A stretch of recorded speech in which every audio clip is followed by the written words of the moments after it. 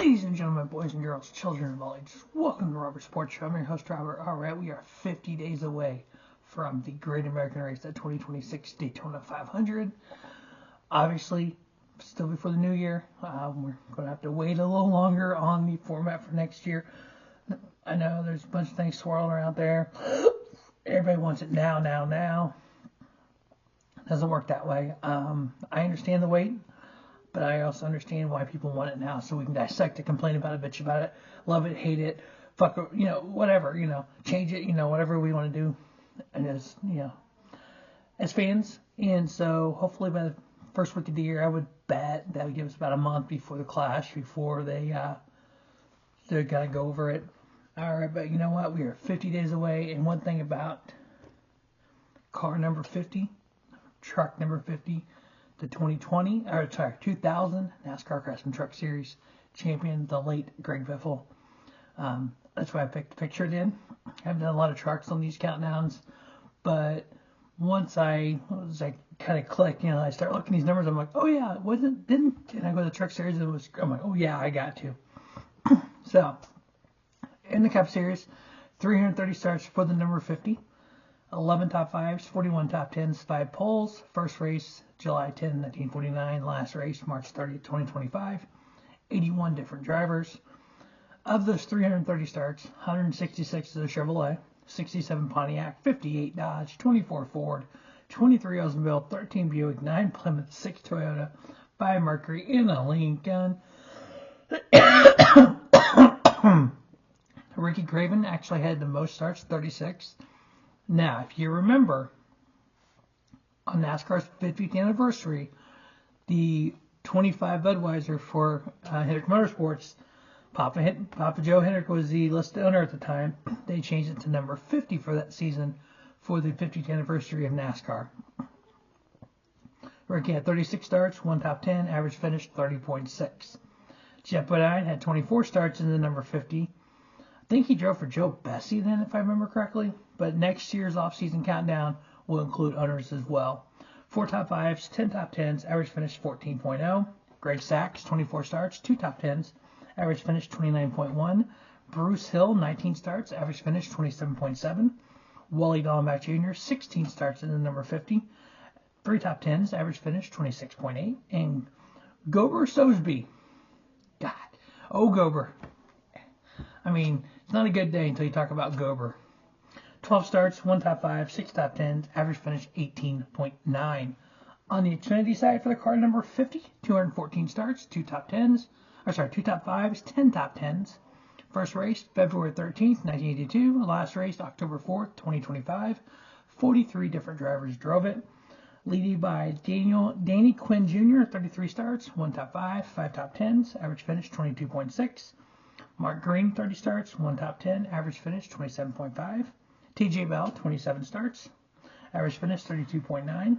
Al Hilton, 17 starts, 1 top 10, average finish 19.6. Preston Pardis, 10 starts, average finish 27.7. Jeremy Clements, 8 starts, average finish 28.8. Now to the Truck Series. Again, that 2000 Truck Series championship team of Greg Biffle and Roush Racing.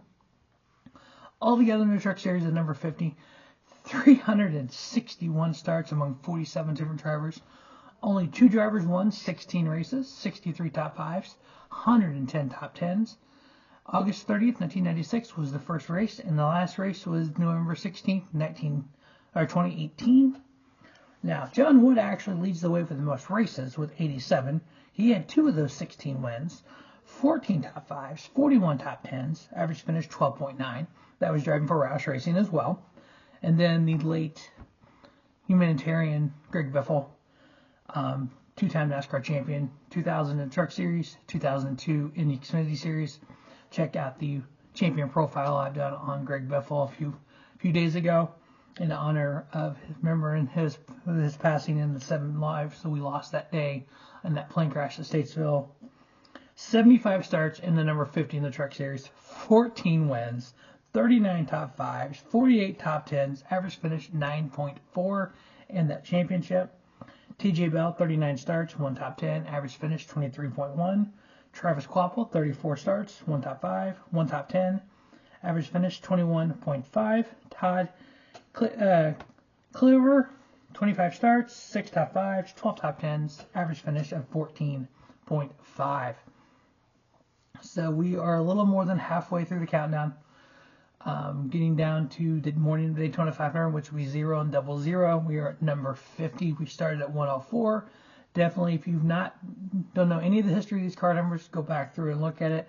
I've seen a lot of stuff on X talking about the number 11 has obviously the most wins and some of those high wins totals. There's a lot of them has no wins, but there's only 110 numbers right now that are available for a NASCAR team to have. 0 through 99, and then 00 through 09. All numbers have to be two-digit number. That became a thing in 1972. Prior to that, you could have 3 digits. It kind of started phasing out in the late 60s when it became harder for them to read the numbers because you can put the 2-digit numbers on top bigger so you can see it from the score stand. Obviously, as electronic scoring has progressed, 2-digit numbers is the best way to go. Now, sometimes on entry list, you will see a 3-digit number, and you're never going to see that in a race. The reason that is on an entry list is, for example, if the number 50. We know that Money Racing has number 50. They've used Burt Myers in it a few times.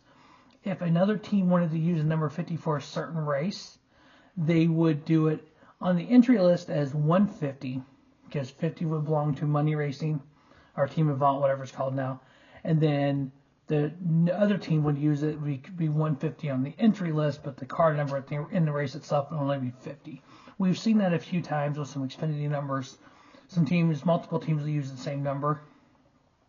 Don't see it very often. You will see that on an entry list from now and again. But we are 50 days away from the 2026 Daytona 500. As always, thanks for watching the Robert Sports Show. Don't just have a great day. Have a spiffy day. Robert Sports Show, your YouTube leader, sports channel content.